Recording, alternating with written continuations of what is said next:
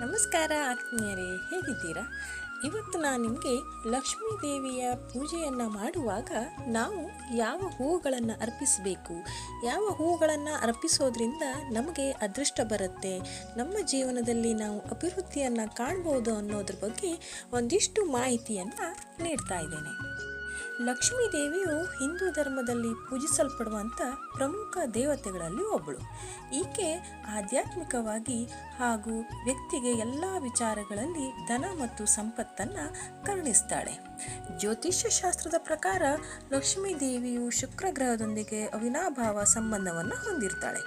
ಯಾಕಂದರೆ ಈ ಗ್ರಹ ಸಂಪತ್ತಿಗೆ ಸಂಬಂಧಿಸಿದ್ದು. ಲಕ್ಷ್ಮೀ ದೇವಿಯ ಸುಗಂಧಭರಿತ ಹೂಗಳನ್ನು ತುಂಬಾ ಪ್ರೀತಿಸ್ತಾಳೆ. ಹಾಗಾಗಿ ಲಕ್ಷ್ಮೀ ದೇವಿಯನ್ನು ಪೂಜಿಸುವಾಗ ನಾವು ಕೆಲವೊಂದು ಹೂಗಳನ್ನು ಬಳಸಬೇಕು. ಹಾಗಾದರೆ ಆ ಹೂಗಳು ಯಾವುದಂತ ಈಗ ತಿಳ್ಕೊಳ್ಳೋಣ. ಮೊದಲನೇದಾಗಿ ದಾಸವಾಳ. ದಕ್ಷಿಣ ಭಾರತದಲ್ಲಿ ಲಕ್ಷ್ಮೀ ದೇವಿಯನ್ನು ಪೂಜಿಸುವಾಗ ಆಕೆಗೆ ಗೌರವವಾಗಿ ದಾಸವಾಳ ಹೂಗಳನ್ನು ಅರ್ಪಿಸಲಾಗುತ್ತೆ.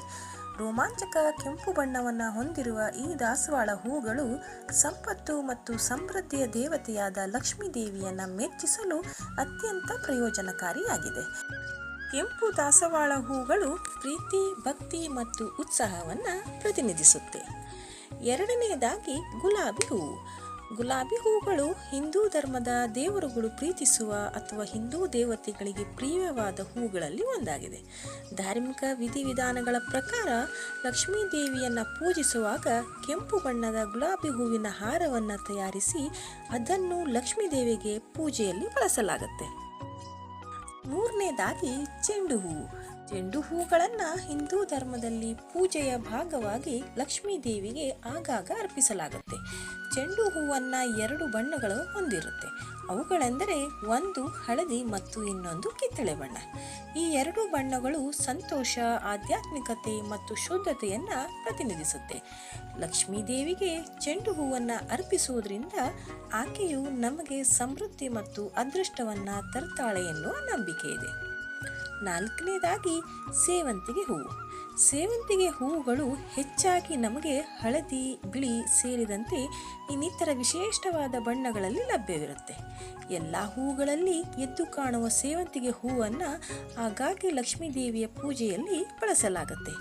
ಲಕ್ಷ್ಮೀ ದೇವಿಗೆ ಪ್ರಿಯವಾದ ಈ ಹೂವುಗಳು ಸಂತೋಷ, ಸಮೃದ್ಧಿ ಮತ್ತು ಅದೃಷ್ಟವನ್ನು ಪ್ರತಿನಿಧಿಸುತ್ತೆ. ಐದನೇದಾಗಿ ಮಲ್ಲಿಗೆ ಹೂವು. ಲಕ್ಷ್ಮೀ ದೇವಿಯು ಸುಗಂಧ ದ್ರವ್ಯಗಳನ್ನು ಹೆಚ್ಚಾಗಿ ಇಷ್ಟಪಡ್ತಾಳೆ. ಅದರಲ್ಲೂ ಆಕೆಗೆ ಮಲ್ಲಿಗೆ ಹೂವಿನ ಘಮವೆಂದರೆ ತುಂಬಾ ಪ್ರೀತಿ.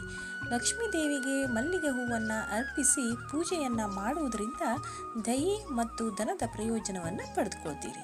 ಸ್ವಚ್ಛವಾದ ಬಿಳಿ ಬಣ್ಣದ ಮಲ್ಲಿಗೆ ಹೂಗಳು ಶುದ್ಧತೆ, ಪ್ರೀತಿ ಮತ್ತು ಭಕ್ತಿಯನ್ನು ಸೂಚಿಸುತ್ತೆ. ಆರನೇದಾಗಿ ಕಮಲದ ಹೂವು. ಹಿಂದೂ ಧರ್ಮದಲ್ಲಿ ಕಮಲದ ಹೂವು ಅತ್ಯಂತ ಪವಿತ್ರವಾದ ಮತ್ತು ಸರ್ವೋಚ್ಚವಾದ ಹೂಗಳಲ್ಲಿ ಒಂದು. ಈ ಹೂವು ಆಧ್ಯಾತ್ಮಿಕ ಬೆಳವಣಿಗೆ, ಶುದ್ಧತೆ ಮತ್ತು ಜ್ಞಾನವನ್ನು ಪ್ರತಿನಿಧಿಸುತ್ತೆ. ಲಕ್ಷ್ಮೀ ದೇವಿಯು ತನ್ನ ಒಂದು ಕೈಯಲ್ಲಿ ಕಮಲದ ಹೂವನ್ನು ಹಿಡ್ಕೊಂಡಿರ್ತಾಳೆ. ಲಕ್ಷ್ಮೀ ದೇವಿಗೆ ಕಮಲದ ಹೂವುಗಳನ್ನು ಅರ್ಪಿಸೋದ್ರಿಂದ ಜೀವನದಲ್ಲಿ ಸಮೃದ್ಧಿ ಮತ್ತು ಅದೃಷ್ಟವನ್ನು ಪಡೆದುಕೊಳ್ತಾರೆ. ಧನ್ಯವಾದಗಳು.